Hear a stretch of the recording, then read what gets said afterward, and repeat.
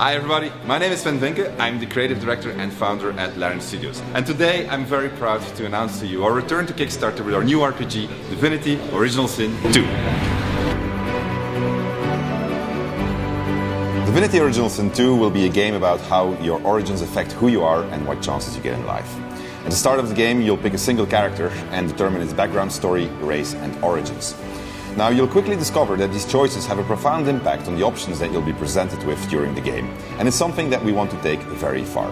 In Divinity Original Sin 2, you can play with up to 4 players, and the really unique thing is that you can play cooperatively and competitively. When playing competitively, you'll engage in competitive questing and the other players will essentially be role-playing your antagonists. When playing cooperatively, you'll be using your unique talents, origin and race advantages to help the party achieve its goals.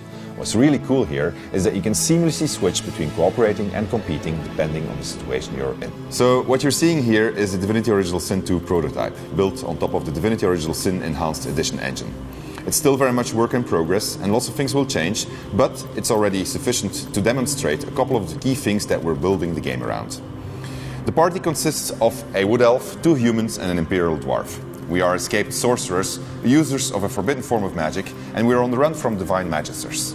We're looking for help to travel to the mainland and are trying to enter a village where we'll hope we'll be able to get a ride on a dragon. Getting into the village, however, turns out to be problematic because of some local unrest with the dwarves. My main character hails from this town and is recognized by the guard. This facilitates things for her and she easily gains entry. However, the rest of the party is not allowed in. While the thief and elf eventually convince the guard via individual persuasion events, the dwarf fails and has to find another way in. Like this, pretty much every dialogue that you'll encounter will run differently, depending on who is doing the talking. And it reinforces how who you are, what you are, and where you come from affects your options in life.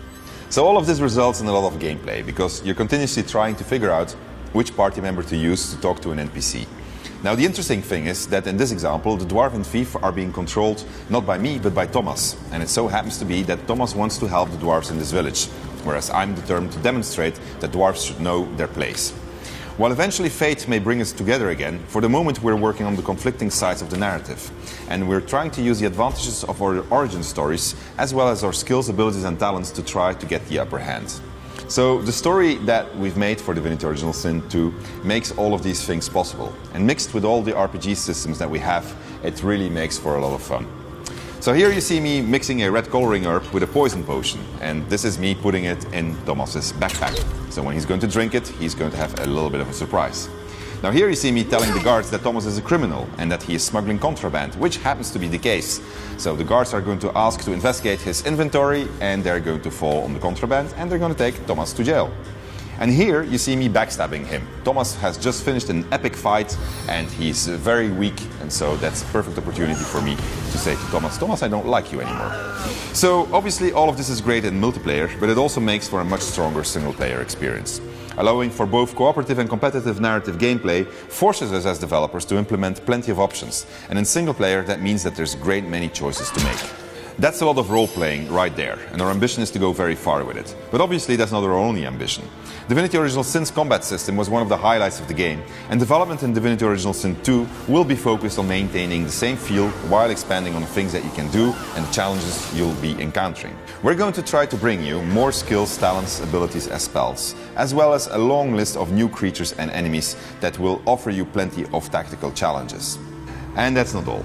We're investing a lot more in the narrative development of the game to ensure that everything you encounter will be interesting, fun and part of a deeper story filled with plot twists and difficult decisions for you to take.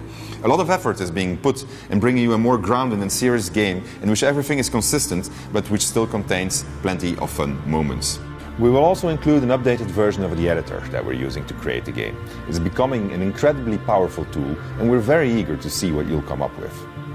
Divinity Original Sin 2 is going to be a fantastic game, but it's also a very ambitious game, and that's why we're returning to Kickstarter. We would like to maximize the amount of things that you can do in the game.